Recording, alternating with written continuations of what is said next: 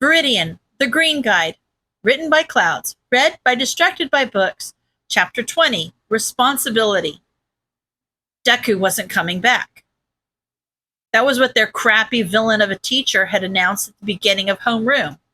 He said that Deku had decided to transfer schools, and Katsuki could only hope that was really what happened instead of it being a cover story for if Izuku had really. Katsuki shook his head and forced himself to keep walking toward the community center. If Deku had killed himself, his old hag would have told him. She and Auntie Inko had always been close, so if Deku was dead, he'd be one of the first to know. He had to be alive. Katsuki didn't know what he'd do if that damn nerd had really followed his messed up advice. The rehabilitation group met in one of the larger rooms of the community center. Amplifier was already setting up chairs in a big circle when he arrived. She looked up when she heard the door open and smiled as brightly as Deku did. Katsuki scowled. The last thing he needed today was more reminders of the damn nerd. "Hey, Bakugo!"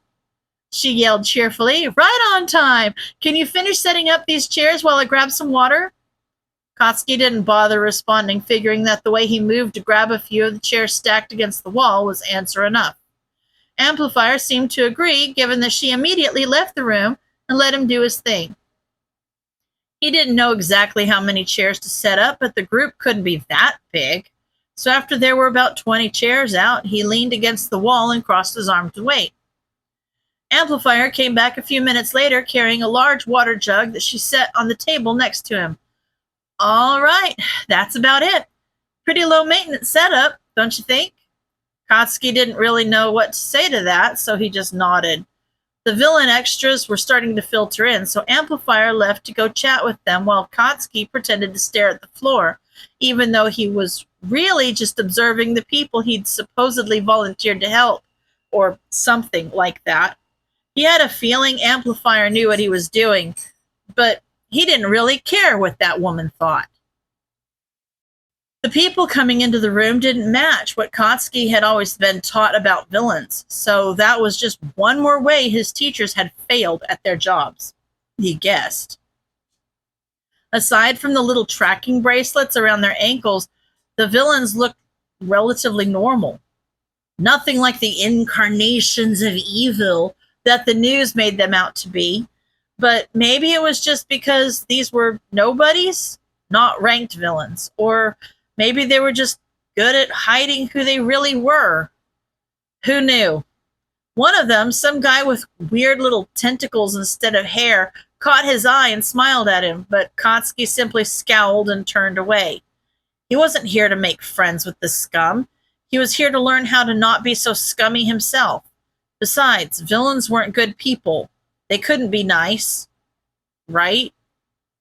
It only took a few minutes before everyone was there and most of the seats were filled. Amplifier smiled and skipped to the front of the room. "Hello, everyone. Welcome back." "Who's the kid?" Some big guy with horns and green skin said gruffly. Amplifier grinned. "Oh, this is Bakugo. He's going to be helping me out for the next little while." There was a round of nods and welcomes from the villains, which Katsuki mostly ignored. "Why do you decide to volunteer to help a bunch of villains?" A weird girl with pigtails asked loudly.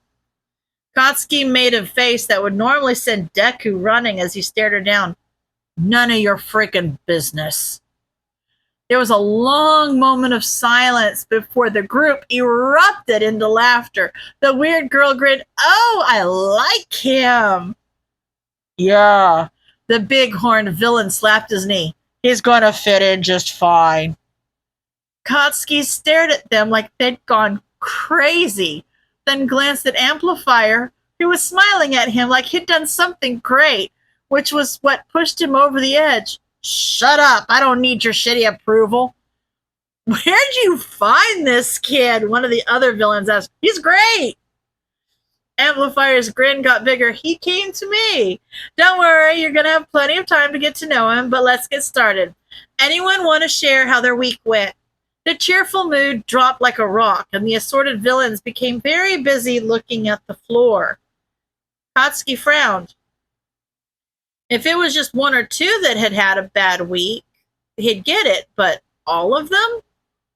Had there been something specific that happened, or... The bighorn villain finally spoke up. My girlfriend's family came to visit for the first time since we started dating. They're from a little town, and I guess Hina didn't tell them about my quirk because well, they're the type of people that don't like mutant types.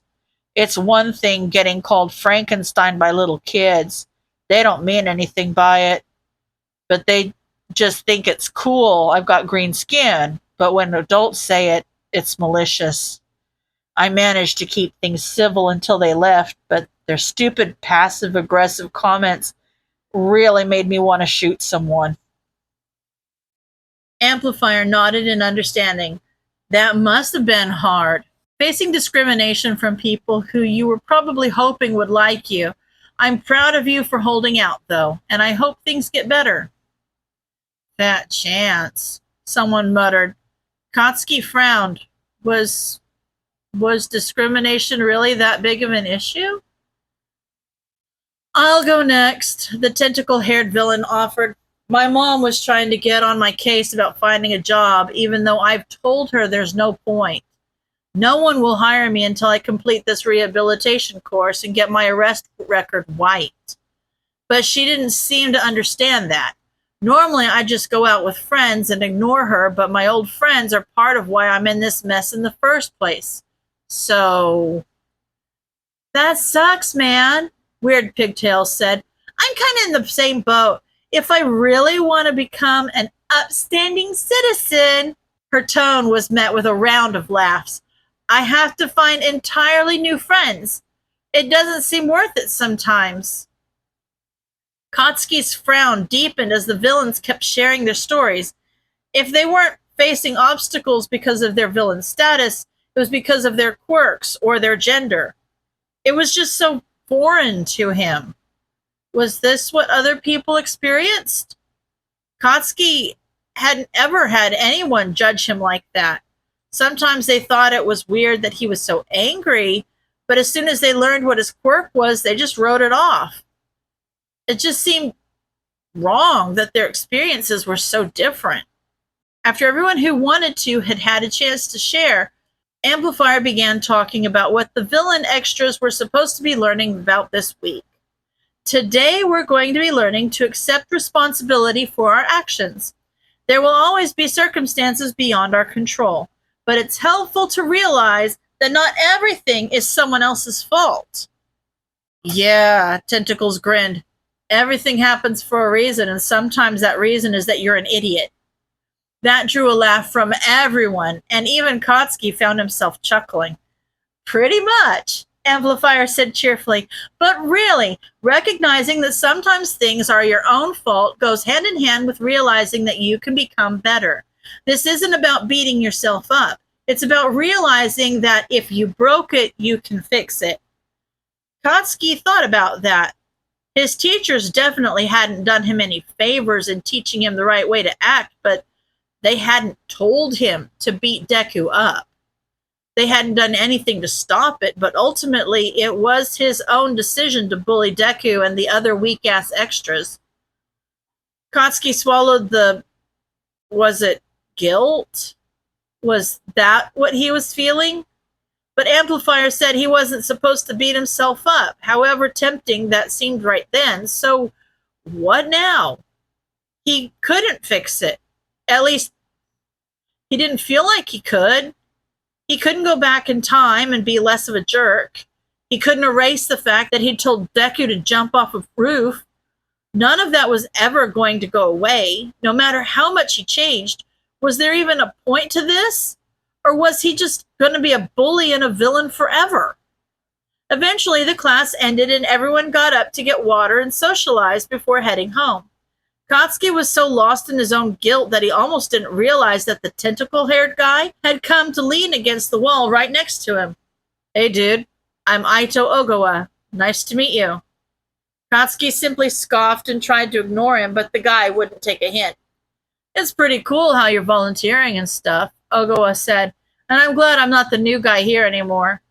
Katsuki couldn't help wondering how a nice guy like this became a villain when an a-hole like him was on track to become a villain. Maybe he was just really petty and manipulative or something like that. If you got something to ask, just ask it. Ogawa grinned. Don't be shy. I'm not freaking shy, Katsuki growled. I was just wondering what the hell you did to get you arrested. You don't seem like the type. Ogawa chuckled. Thanks for the compliment, I think. He looked out at the room and sighed. My sister started running with the wrong crowd a few years ago, and I always thought her friends were so cool. So I started hanging out with people like them. I got arrested a few weeks ago for going on a rampage with a few others after we got dosed with an experimental version of Trigger.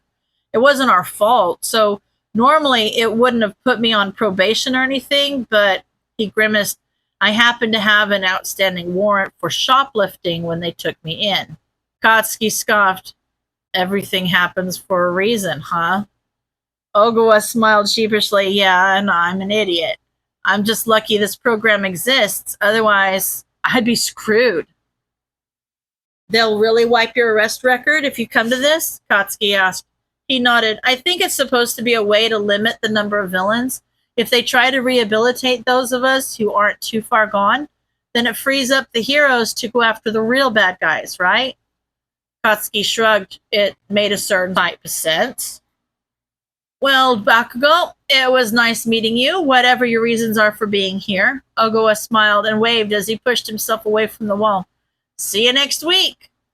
Katsuki grunted and watched him leave. He had a lot to think about. End of chapter.